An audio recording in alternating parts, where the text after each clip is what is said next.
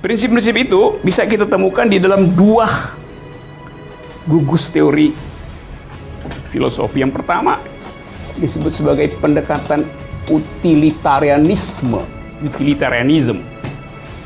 satu jalan pikiran yang diucapkan oleh Jeremy Bentham di abad 17 untuk memperlihatkan bahwa kebahagiaan itu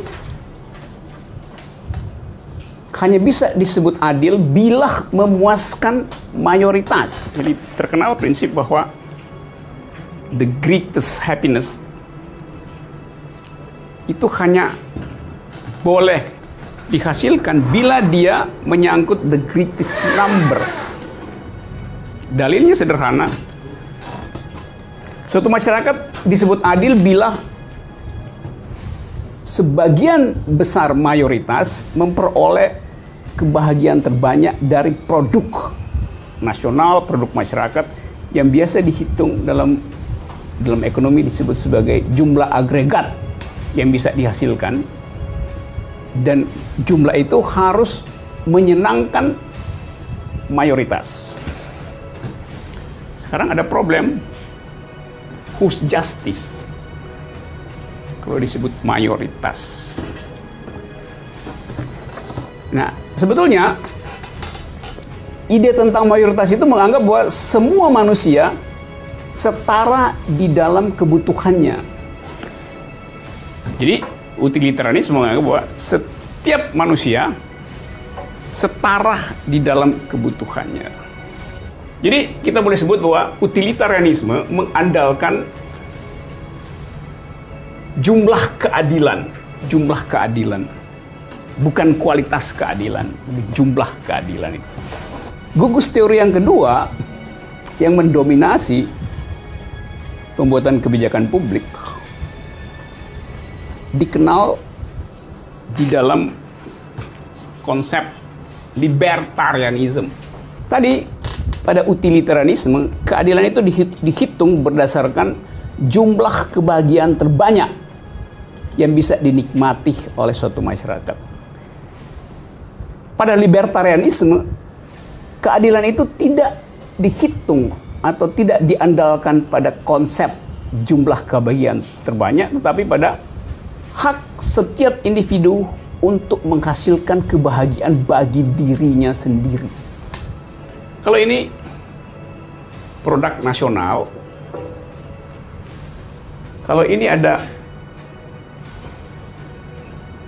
dua jenis masyarakat. Ini masyarakat yang kaya, ini masyarakat yang miskin. Maka negara disebut adil bila jumlah produk itu menghasilkan kebahagiaan pada kelompok yang paling besar. Mungkin nggak 100%, tapi 80%. Jadi jumlah ini harus fit and proper dengan bagian masyarakat terbesar. Yang ini boleh dibagi ke ini.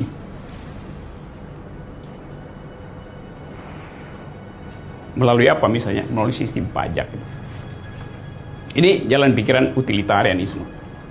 Jalan pikiran ini ditentang oleh prinsip libertarianisme karena bagi orang yang menganut paham libertarian, setiap orang punya preferensi sendiri tentang kebahagiaan. Jadi tidak mungkin kebahagiaan itu diakumulasi dan dihitung secara agregatif gitu. Setiap orang punya preferensi tentang kebahagiaan.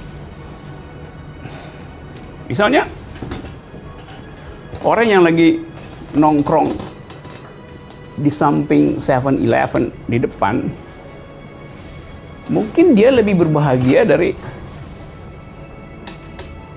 mereka yang lalu lalang di jalan Ragunan itu dengan mobil mewah, tapi mengalami frustrasi karena macet itu.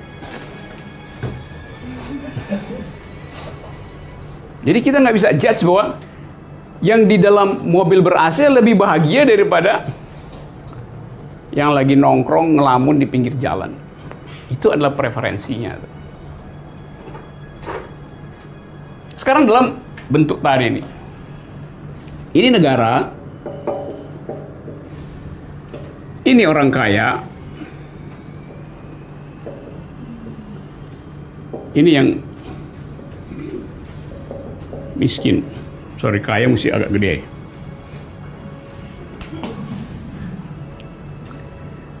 Kalau negara misalnya melihat ada kemiskinan, ada orang nongkrong di pinggir jalan, lalu ada jumlah orang yang kekayaannya lagi diuber oleh tax amnesty,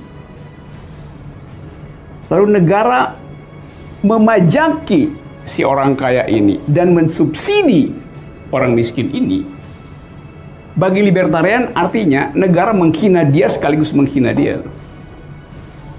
Kenapa? Karena negara memanfaatkan kemiskinannya untuk memeras yang kaya ini.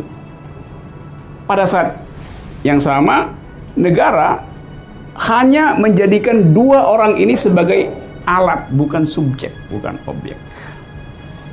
Jadi seorang libertarian akan menganggap bahwa tindakan negara ini dia tidak menghormati orang ini, sebab ini cuma dianggap sebagai alat untuk diperas. Demi apa? Demi ini. Jadi ini juga diperalat untuk memeras ini. Ini adalah alat untuk menyumbang itu. Saya nangkap nggak logiknya? Jadi seorang libertarian akan anggap bahwa negara itu nggak boleh sok tahu tentang jenis kebahagiaan orang. Gambaran. Jadi ada utilitarianisme, ada libertarianisme di dalam spektrum teori keadilan. Saya kasih yang intinya aja kan. Ada banyak teori tentang justice, tentang komunitarianisme, egaliter. Tapi yang kira-kira bisa kita pakai malam ini supaya lebih ringkas untuk berdiskusi tentang akibat dari penggunaan teori yang keliru terhadap kebijakan publik. Sekedar untuk name dropping supaya kita sedikit punya sense sejarah. Ini biasa disebut sebagai gugus teori yang dihasilkan oleh para pengikut Jeremy Bentham. Ini gugus teori yang dihasilkan oleh cara berpikir Immanuel Kant. Nanti saya terangin sedikit ya.